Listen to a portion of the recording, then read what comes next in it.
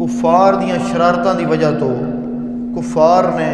حضور نبی کریم صلی اللہ علیہ وسلم دے غلاماں نو ستانا شروع کیتا۔ اللہ رب العالمین دے حکم دے نال اللہ دا حکم ہویا حضور نبی کریم صلی اللہ علیہ وسلم نو کہ اے پیارے محبوب صلی اللہ علیہ وسلم ہجرت کر کے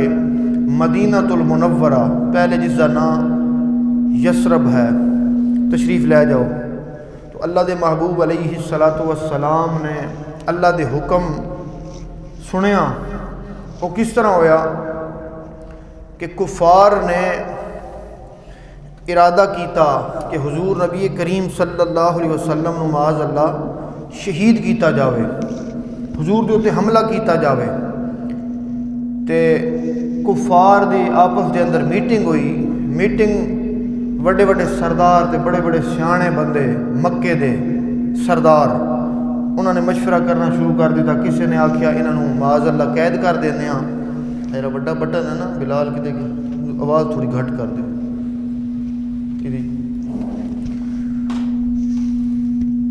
کافراں دی میٹنگ ہو رہی ہے۔ اس دوران ایک بڈھا جا بندہ بابا آیا کھونڈی اتے چلدیاں اس نے آکھیا اگر تسی برا نہ مناؤ تو میں تھانوں ایک مشورہ دیواں، اگر تسی برا نہ مناؤ تو میں تھانوں ایسا مشورہ دینا کہ تھوڑا کام بھی ہو جاسی تے تھوڑے اتے تھوڑا کوئی نام ہی نہ بن سی بھی تسی انہاں اتے حضور نبی کریم صلی اللہ علیہ وسلم دے اتے حملہ کیتا ہے۔ تے لوگاں نے آکھیا شیخ نجدی اس دا نام آئی۔ لوگاں نے آکھیا تو بڑا نیک بندہ لگدا ہے، بڑا عمر رسید ہے تے بڑا سیاںا بندہ لگدا ہے، سانو مشورہ دے۔ اس نے مشورہ دیتا۔ انہوں نے آکھیا کہ ہر قبیلے دے چند نوجوان اکٹھے کرو، یعنی ہکو قبیلے ہکو گھر دے ہکو برادری دے بندے نہ ہون سارے، ہر قبیلے دے 10 بندے یا اتنے بندے تسی بلاؤ۔ سارے قبیلیاں دے بندے رل کے نوجوان محمد مصطفیٰ صلی اللہ علیہ وسلم نے اتے حملہ کرن معاذ اللہ دے انہوں نے شہید کر دیتا جاوے۔ تے پھر جدوں ایک گھر دی گل نہیں ہونی، پورے مکے دے کافراں دے گھراں دی گل ہونی ہے، تے پھر دیت والا معاملہ نہیں ہونا کہ قتل دا بدلہ قتل ہوئے، تے وہ بدلہ نہیں لے سکنے بنو ہاشم۔ تے پھر اس دا حل اس طرح ہونا ہے کہ پھر کوئی دیت دے اتے معاملہ حل ہو جانا ہے کہ اس دے بدلے دے اندر کوئی پیسے، کوئی اٹھ، کوئی ڈاچیاں، کوئی گھوڑے، سامان دے دیتا جاوے تے تھوڑا معاملہ حل ہو جاسی۔ تھوڑے جڑے پیو دادے دا دین ہے جھوٹا دین معاذ اللہ وہ بچ جاسی۔ محمد مصطفیٰ صلی اللہ علیہ وسلم شہید کر دیتے جا سن۔ لوگاں نے پسند کیتا۔ ادو اے پراپوگنڈا کر رہے نے، اے مشورہ کر رہے نے تے اپنے درمیان بغض دی اگ دل دے اندر جلا جلا کے روزانہ رات نو مشورے کر دینے کہ کیویں ختم کریے، کیویں اس چراغ نو ختم کریے، اس محمد مصطفیٰ صلی اللہ علیہ وسلم دے دین دے چراغ نو، اس روشنی نو، اس نور نو کس طرح ختم کریے۔ روزانہ اچھا ارادہ پکا ہو گیا کہ کل یا فلاں دن اسی محمد مصطفیٰ صلی اللہ علیہ وسلم نو شہید کر دیتا جانا ہے۔ ادو اے پراپوگنڈا پہ ہوندا ہے، ادو اللہ رب العالمین دا حکم آ گیا، اے کملی والے محبوب صلی اللہ علیہ وسلم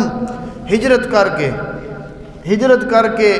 مدینہ المنورہ تشریف لے جاؤ۔ حضور دے غلاماں نو حضور نے حکم فرمایا اے میرے غلاموں، اے میرے صحابہ، تسی پہنچ جاؤ یثرب دے اندر جڑا ہن مدینہ المنورہ ہے۔ پہلے بیماریاں والا شہر آئی تے ہن شفاواں والا شہر ہے۔ چلے جاؤ۔ کچھ صحابہ چلے گئے، زیادہ صحابہ چلے گئے تے اللہ رب العالمین دے محبوب نے 6 مہینے پہلے اعلان فرمایا صحابہ نو، حکم فرمایا کہ ایک رات ایسی آسی اللہ دا حکم ہونا ہے تے ہجرت کر کے جانا ہے۔ حضرت ابوبکر صدیق نو فرمایا، جو رات آ گئی حضور نبی کریم صلی اللہ علیہ وسلم اللہ دے محبوب نو اللہ نے حکم فرمایا۔ حضور نبی کریم صلی اللہ علیہ وسلم نے اللہ رب العالمین نے قرآن کس طرح بیان فرماندا ہے، فرمایا اِلَّا تَنْصُرُوهُ فَقَدْ نَصَرَهُ اللَّهُ۔ سارے کو سبحان اللہ۔ اللہ رب العالمین نے قرآن مجید فرقان حمید دے اندر اپنے پیارے محبوب صلی اللہ علیہ وسلم دے ہجرت دا واقعہ بیان فرمایا۔ اللہ فرماندے نے اگر تسی میرے محبوب صلی اللہ علیہ وسلم دی مدد نہ کیتے پھر اللہ خود ہی فرماندے نے فقد نصرہ اللہ، تسی اگر میرے نبی صلی اللہ علیہ وسلم دی مدد نہ کیتے ہجرت دے دوران ہجرت دے جان لگیا تسی میرے نبی دے مددگار نہ بنے، میرے نبی دے خدمت گزار نہ بنے، پھر سن لو اے لوگو فقد نصرہ اللہ، تسی مدد کرو یا نہ کرو اللہ رب العالمین نے اپنے محبوب محمد مصطفیٰ دی مدد فرمائی ہے۔ کیڑے موقع دے ہوتے مدد فرمائی؟ فرمایا اذ اخرجہ الذین کفروا ثانی اثنین اذ ہما فی الغار، اللہ رب العالمین نے فرمایا اساں کدوں مدد کیتی ہے اپنے محبوب صلی اللہ علیہ وسلم جدوں کافران دی شرارتاں دے سبب، کافران دے تنگ کرن دے سبب، کافر جدوں حضور نبی کریم صلی اللہ علیہ وسلم دے غلاماں دے اتے ظلم ڈھا رہے نے، حضور دے غلاماں دے نال زیادتی کر رہے نے، اللہ رب العالمین نے فرمایا اساں ادوں اپنے نبی صلی اللہ علیہ وسلم دی محبت کی تھی، فرمایا اذ اخرجہ الذین کفروا ثانی اثنین اذ ہما فی الغار، جدوں کافراں دی شرارتاں دی وجہ تو محمد مصطفیٰ صلی اللہ علیہ وسلم نو مکہ تو باہر تشریف لے جانا ہویا، ہجرت کر کے حضور نبی کریم صلی اللہ علیہ وسلم جدوں رستے دے اندر پہنچ دے نے اذ ہما فی الغار، اللہ رب العالمین نے فرمایا جدوں میرا محبوب تے میرے محبوب دا یار غار دے اندر پہنچے نے، غار دے اندر پہنچے نے اذ ہما فی الغار، تے جدوں حضرت ابو بکر صدیق رضی اللہ تعالیٰ عنہ حضور مدینہ المنورہ مکہ المکرمہ تو مدینہ منورہ اللہ دے حکم دے نال جانا چاہندے نے، رستے دے اندر مکے دا رستہ ہور پاسے ہے، مدینے دا رستہ ہور پاسے ہے، حضرت ابو بکر صدیق آکھدے نے یا رسول اللہ میں اتنا جاندا ہاں میرے ذہن دے اندر ایک رستہ ہے جیڑا کافر نہیں جان دے، اگر اسی سیدھے رستے تو مکے تو مدینہ گئے کافر سامنے کھڑے ہو جاسن، یا رسول اللہ مینوں اپنی زندگی دی پرواہ نہیں ہے، مینوں پرواہ ہے تے